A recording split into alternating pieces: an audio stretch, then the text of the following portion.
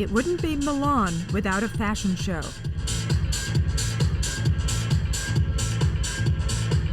But this isn't the House of Versace.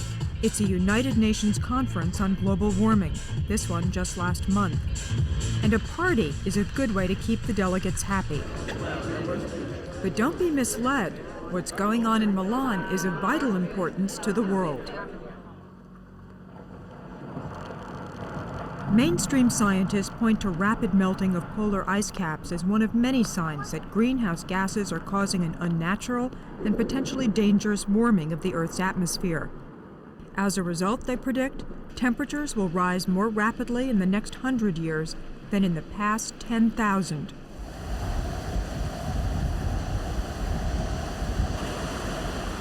Extremes in weather like severe droughts and flash floods are expected to become more common and more intense. Radical weather patterns could threaten our food supply and water systems. What should be done about global warming is at the core of the climate change debate. The focus has been on greenhouse gases created by burning oil and coal.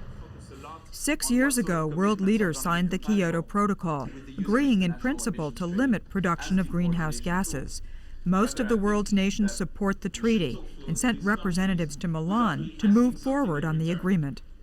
But guess who else turned up at the global warming conference? Swarms of energy industry executives and lobbyists with a very different agenda. There is a concerted effort by the industry to derail adoption of the Kyoto Protocol, a well-heeled, well-organized lobbying effort bent on stopping it from ever becoming a reality. Meet Dale Heidloff, Senior Vice President of American Electric Power, the largest electric company in America. His reasons for opposing Kyoto are economic. Most of the world supports the Kyoto Protocol. The energy industry is opposed to it. Why? Primarily because of the fact that the energy industry is predominantly fossil fuels, and there will be significant economic impacts to American industry in particular. Heidloff says the Kyoto Treaty would be costly to American consumers by making energy more expensive. And he argues that the treaty's language discriminates against America and other developed countries. Because the Kyoto Protocol only imposes legally binding obligations on the 38 industrial nations of the world and exempts the 132 plus developing countries. I see that you're handing out some books. Annie Petzonk has been following the global warming debate for the mainstream environmental organization, Environmental Defense. She says what industry is really afraid of is losing profits, and that it has a coordinated plan to prevent the treaty's passage. America's policy on global warming is being set by a limited set of energy companies, mainly ones whose approach to global warming is to deny and delay and debunk.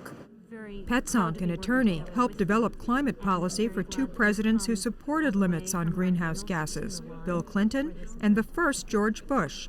Now she's here trying to convince delegates to ratify Kyoto. Hi, how are you? She's up against some powerful opponents. If you're a large oil company and you're concerned that a treaty on climate change to limit greenhouse pollution might encourage consumers to drive more efficient cars, use more efficient light bulbs, maybe use a little less electricity, you have an incentive to spend a fair amount of money trying to stop that treaty. Oil companies won't reveal just how much they are spending, but it runs into tens of millions of dollars. Representatives of the oil, coal, and electric industries are all in Milan to spread their gospel.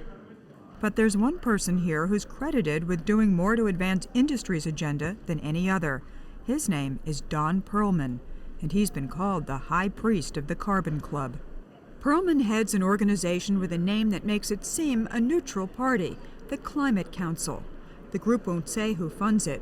Critics say it's a secretive front group for the energy industry.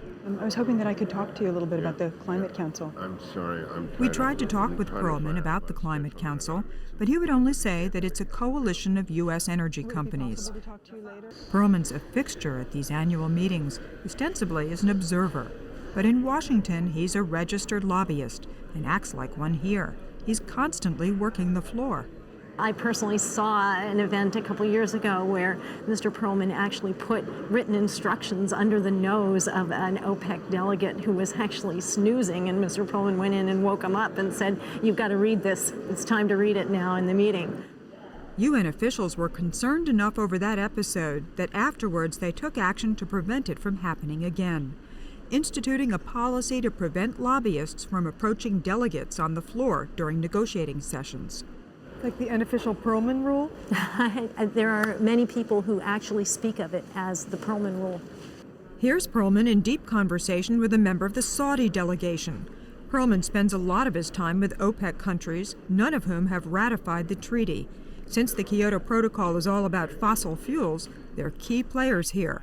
Later, the Saudi delegate told us he and Perlman were simply exchanging pleasantries.